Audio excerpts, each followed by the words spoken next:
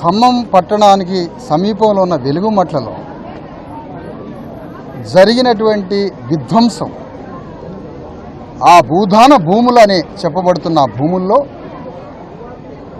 జరిగిన విధ్వంసం ఖమ్మం జిల్లాలో ఉన్న కమ్మకుల ఆధిపత్య క్రూర దాడిగా మేము అభివర్ణిస్తున్నాం లేదా ఆరోపిస్తున్నాం. ఈ ఆరోపణ కాదు అని నిరూపించుకోవాల్సిందో లేదా తప్పని నిరూపించుకోవాల్సిందో ఒప్పని నిరూపించుకోవాల్సిందో వాళ్ళకే వదిలేస్తున్నాం. ఎందుకు ఈ మాట అంటున్నాం అంటే, ఇక్కడ బీసీ ఎస్సీ ఎస్టీలు బతకడం ఇష్టం లేదు. కమ్మారెడ్ల ముందు కమ్మ ఆధిపత్యం చాలా దశాబ్దాలుగా సాగుతూ ఉంది. దానితో పాటు రెడ్ల ఆధిపత్యం సాగుతూ ఉంది. ఒకప్పుడు ఖమ్మం జిల్లాలో కరణాలు, పాత రెడ్లు భూములు దానం చేసిన సంఘటనలు ఉన్నాయి. పేదవాళ్ల పక్షాన అనేక మంది దానికి సానుకూలంగా చిర్రావూరి లక్ష్మీనరసయ్య కావచ్చు, మంచికంటి రామకిషన్ రావు గారు కావచ్చు, అలాంటి పాత కమ్యూనిస్టు నాయకులు, పాత పెద్ద పెద్ద స్థాయిలో ఉన్నటువంటి కమ్మవారు రెడ్లు 60 ఏళ్ల క్రితం 50 ఏళ్ల క్రితం ఖమ్మం జిల్లాలో బీసీ ఎస్సీ ఎస్టీల ప్రజల తరఫున వాళ్ళ వైపు మానవీయ కోణంతో అది భూమి కావచ్చు, రాజ్యం కావచ్చు, తిండి కావచ్చు, మానవ హక్కులు కావచ్చు ఎంతో సానుభూతితో ఉన్నారు కరణాలు, బ్రాహ్మణులు, రెడ్లు, కమ్మలు ఒక 60-70 ఏళ్ల క్రితం.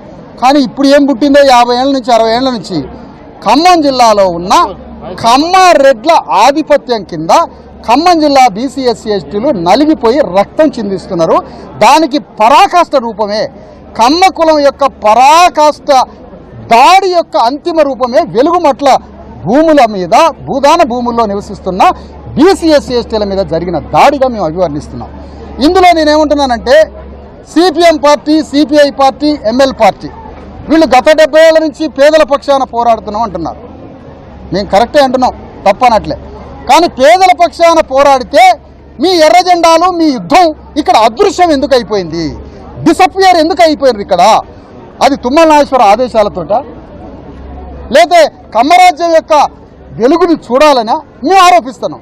అట్లా కాదు అని మీరు అనుకుంటే, అట్లా కాదు, నా ఆరోపణ తప్పు, నాలాంటి దుర్మార్గుడి యొక్క ఆరోపణ తప్పు అని మీరంటే, ఇక్కడ సిపిఐ, సిపిఎం, ఎంఎల్ పార్టీలు అన్నీ ఇందులో ఇన్వాల్వ్ కావాలి అంటున్నా. ఇక్కడ ఉన్న ఖమ్మంలో ఉన్నటువంటి అనేక ఎస్సీ ఎస్టీ బీసీ అంబేద్కర్ సంఘాలు, కుల సంఘాలు మీరంతా ఫూలే అంబేద్కర్ వారసులైతే, పేదల పక్షం అయితే ఆ కుల సంఘాలని, అంబేద్కర్ సంఘాలని కూడా ఈ పోరాటంలో భాగస్వాములు కావాలని ఇక్కడ నుంచి కోరుతా ఉన్నాం. నేను 2 చెప్తున్నా.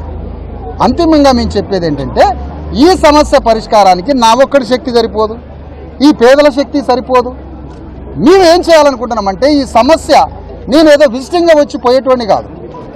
నేను మరొకసారి చెప్తున్నా, నేను ఒక విజిటర్ని కాదు. కానీ ఈ సమస్యని సుదీర్ఘంగా పరిష్కరించడానికి సుదీర్ఘ సమయం తీసుకొనేనా దీనికి ఒక కమిటీ వేసి, ఈ కమిటీలో బీజేపీ పార్టీని అడుగుతాం, అయ్యా రేవంత్ రెడ్డి రాజ్యాన్ని నువ్వు కూలదొస్తా అన్నావు, ఎందుకు బీజేపీ మా కార్యాచరణలో భాగస్వాములు గారు? ఈ కార్యాచరణలో బీజేపీ ఒక ప్రాక్టికల్ వారు చేయడానికి నువ్వు రేవంత్ రెడ్డి రాజ్యాన్ని కూలగొడతామని బీజేపీ చెబుతున్నది నిజమే అయితే, ఆ కూలగొట్టే కార్యక్రమంలో వెలుగుమట్లలో వీళ్ళ ఇండ్లని, వీళ్ళ భూముల్ని ఒప్పజెప్పడమే రేవంత్ రెడ్డి రాజ్యాన్ని కూలగొట్టడంతో సమానమని ఈరోజు చెప్తున్నాం. అందుకని బీజేపీని రమ్మంటాం. ఈ కార్యాచరణలో బీజేపీని అడుగుతాం. బీఆర్ఎస్ పార్టీ కేటీఆర్ దగ్గర పోయి రేపు అడుగుతాం. జాగృతి పార్టీ పెట్టబోతున్న కవిత మేడం గారిని అడుగుతాం, మీరు వచ్చి ఇందులో ఇన్వాల్వ్ కావాలని, ఈ సమస్యని పరిష్కరించే దాంట్లో మీరు వచ్చి ఇన్వాల్వ్ కావాలని వారిని అడుగుతాం. రాష్ట్రంలో ఉన్న 5-6 పార్టీలందరినీ, ఎంఐఎం పార్టీతో సహా అన్ని పార్టీల్ని అడుగుతాం ఈ కార్యాచరణలో ఉండమని. ఈ కార్యాచరణ ఎప్పటి వరకు? ఈ కార్యాచరణ పరిష్కారం అయ్యేంత వరకు రోజొక్క పోరాటాన్ని మొదలుపెట్టాలి. రోజొక్క పోరాట రూపాన్ని ఎంచుకుంటాం. అంతిమ పోరాటం వెలుగుమట్ల ఖమ్మం పట్టణం నుంచి రేవంత్ రెడ్డి ఇంటి దాకా యుద్ధం చేస్తామని ప్రకటిస్తున్నాం. ఇక్కడి నుంచి ఇలాంటి అనేక రూపాల పోరాటంలోకి అన్ని రాజకీయ పార్టీలని ఈ కార్యాచరణలోకి తీసుకోవడానికి, ఈ భూ నిర్వాసితులకి భూమిని ఒప్పజెప్పి కూలిపోయిన ఇండ్లని చక్కటి రూపంతో ప్రభుత్వమే కట్టి నష్టపరిహారం చెల్లించి వాళ్ళని గౌరవంగా మేళ్ల తాళాలతో ఆ ఇండ్లలోకి పంపించి క్షమాపణ ప్రభుత్వం చెప్పేంత వరకు మా యుద్ధం కొనసాగుతుంది. దానికి సంబంధించిన కార్యాచరణని ఇప్పుడే రాయబోతున్నాం. ఈ కార్యాచరణలో అన్ని పార్టీలని ఇన్వాల్వ్ చేసి అందరినీ పోరాటంలోకి రమ్మని కోరుతున్నామని మీ అందరికీ తెలియజేస్తున్నాం. ఇప్పుడు ఆరోపణ చేస్తున్నాం కమ్యూనిస్టుల మీద, మీరు ఎందుకు లేరు అని. అంటే మాకేదో తప్పు ఆలోచన వస్తుంది మీ మీద. అది కాదు అని మీరు నిరూపించండి. లేదు మాకు తుమ్మల నాగేశ్వరరావు కమ్మరాజ్యం మాకు అలాంటి లేదు, శ్రీనివాసరెడ్డి అలాంటి ఆదేశాలు లేవు, మేమంతా పేదల పక్షమేనంటే మీరు మా ఎమ్మటరండి.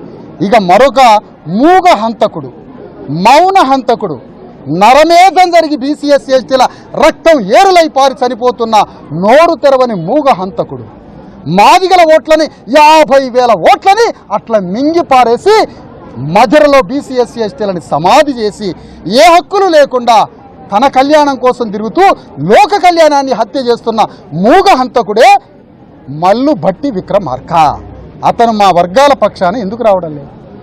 ఏమిటి నీ మూగ, అదేంటి ఏమంటారు దాన్ని, నోము, మూగ నోము ఏంటయ్యా నీ మూగ నోము? ఎక్కడ నోరు తెరిచి మాట్లాడితే ఎక్కడ వివాదంలో ఇరుక్కుంటాం. సైలెంట్గా ఉప ముఖ్యమంత్రి పదవితో ఇంకో దశాబ్దం జీవిస్తే, అందుకని ఆ మూగ హంతకుడిని అంటారు. ఎస్, తుమ్మల నాగేశ్వరరావు తన కమ్మరాజ్యం కోసం పాపం ఆయన పోరాడుతుండే, ఆయన ధర్మం అది.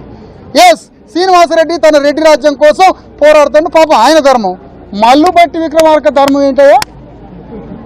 మరి ఆయన ధర్మం ఏంటి? ఈయన ధర్మం కూడా వాళ్ళ ధర్మమేనా? ఈయన స్వధర్మం ఏంటి? భట్టి విక్రమార్క స్వధర్మం ఏంటి? ఎందుకు డిసప్పేర్ అయిపోతాడు ఇక్కడి నుంచి? భట్టి విక్రమార్కని పట్టుకుంటాం.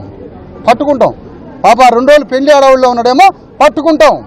వాళ్ళ అన్నని పట్టుకున్నాం మొన్న వచ్చిన శిబిరానికి, తన వంతు ఏదో చెప్పిపోయిండు, తాన్ని కూడా తీసుకొస్తాం. తమ్ముడిని పట్టుకుంటాం, రేపు పట్టుకుంటాం. తమ్ముడిని నిలబడు, గుండెల్లో నిలబడు.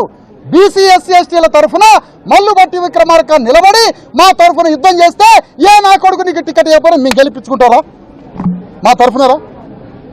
కానీ మా తరఫున ఎందుకు రావడాలే? నీకు కాంగ్రెస్ పార్టీలో ఏ శత్రువు ఎటు నుంచి పొడుస్తాడని భయమా? నువ్వు మా బీసీ ఎస్సీ ఎస్టీల తరఫున నిలబడాయా? మేము గెలిపించుకుంటావా? ఎవడు పార్టీ నీకెందుకు?